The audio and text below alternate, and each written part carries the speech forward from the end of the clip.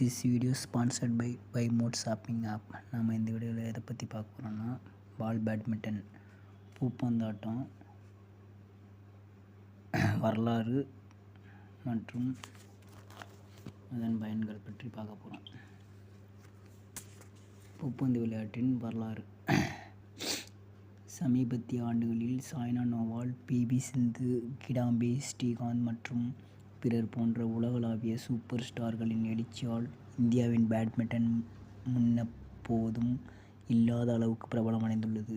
ஆனால் இந்தியாவிற்கு பூப்பந்து விளையாட்டுக்கு உள்ள தொடர்பு பண்டைய காலங்களில் கூட இன்னும் பல ஆண்டுகளுக்கு முன்பே செல்கிறது. உண்மையில் பூப்பந்து உலக புகழ்பெற்ற விளையாட்டாக உருவெடுப்பதில் இந்தியா முக்கிய பங்கு வகித்தது. இங்கே இந்தியாவில் பூப்பந்து வரலாற்றையும் துணைக்கண்டம் இன்று நாம் அறிந்த விளையாட்டை எவ்வாறு வடிவமைத்தது என்பதையும் பார்ப்போம். இந்தியாவில் பூப்பந்து விளையாட்டின் வரலாறு பற்றி பார்க்கலாம்.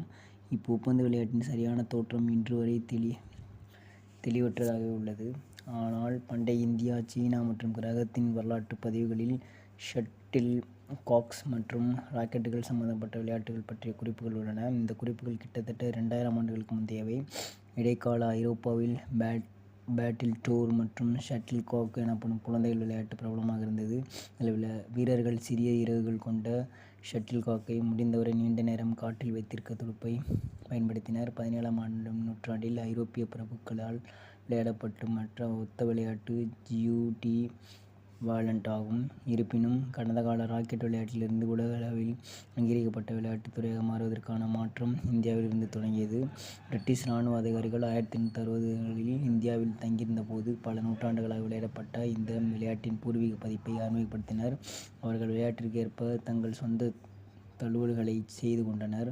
முதன்மையாக வலையைச் சேர்த்து அந்த படை அமைந்திருந்த நகரம் புனே என்பதால் அதற்கு பூனா அல்லது பூனா என்ற பெயரிட்டனர். பூப்பந்து விளையாட்டிற்கான முதல் முறைசாரா விதிகள் 1867ஆம் ஆண்டு இந்தியாவில் பிரிட்டிஷ் காலத்துவாதிகளால் உருவாக்கப்பட்டன. சுவாரஸ்யமாக, பூப்பந்து ஷட்டில் காக்குகளுக்கு பதிலாக கம்பளி பந்துகளை உள்ளடக்கிய விளையாட்டின் மற்றொரு மாறுபாடு இந்தியாவின் தெற்கு பகுதிகளில் பிரபலமாக இருந்தது.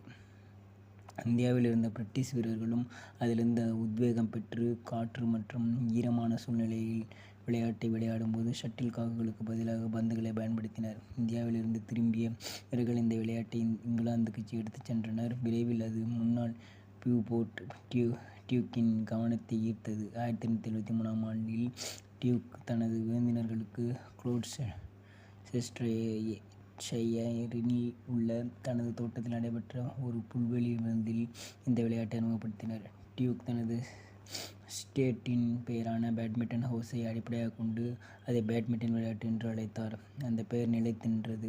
இதனால் விளையாட்டு பேட்மிண்டன் ஆனது. பூப்பந்து விளையாட்டின் புகழ் வேகமாக உயர்ந்தது. மேலும் அது ஒரு பொழுதுபோக்கு தோட்டச் செயலாக இருந்து கிளப்களில் பிரபலமாக விளையாட்டாக மாறியது. முதல் அர்ப்பணிப்பு பேட்மிண்டன் கிளப்பான பாத் பேட்மிண்டன் கிளப் 1877இல் உருவாக்கப்பட்டது. 10 ஆண்டுகளுக்கு பிறகு அந்த கிளப் இந்தியாவில் உருவாக்கப்பட்ட முறைசாரா விதிகளை மீண்டும் எழுதியது. பாத் பேட்மிண்டன் கிளப் விதிகள் நவீன கால பேட்மிண்டனுக்கான கட்டமைப்பை நிறுவின. இங்கிலாந்து பூப்பந்து சங்கம் நிறுவப்பட்ட 6 ஆண்டுகளுக்கு பிறகு 1899ஆம் ஆண்டு இந்திய பூப்பந்து சங்கம் நிறுவப்பட்டது. பூப்பந்து நிர்வாக அமைப்புகளில் ஒன்றாகும். இது உலகின் பழமையான பூப்பந்து நிர்வாக அமைப்புகளில் ஒன்றாகும். பூப்பந்து விளையாட்டின் பயன்கள். பூப்பந்து விளையாட்டு திறமையை அதிகரிக்கவும் இது ஒரு வேகமான விளையாட்டாகும். விரைவான அனிச்சை, நல்ல தீர்ப்பு, சுறுசுறுப்பு ஆகியவற்றை அதிகப்படுத்த உதவுகிறது. இந்த விளையாட்டு வழக்கமாக பகலில் வெயிலில் விளையாடப்படுகின்றன. இதன் விளைவாக வானிலை நிலைமைகள் கணிசமான செல்வாக்கை கொண்டுள்ளன. மேலும் பூப்பந்து விதிகள் வானிலை நிலைமைகளின் விளைவுகளை இரு அணிகளுக்கு இடையில் அதிகமாகவோ அல்லது குறைவாகவோ சமமாக விநியோகிக்க அனுமதிக்கின்றன. இதுதான் பேட்மிண்டன் பற்றிய வரலாறு மற்றும் பயன்கள். இந்த வீடியோ பார்த்த அனைவருக்கும் எனது மிக்க நன்றி.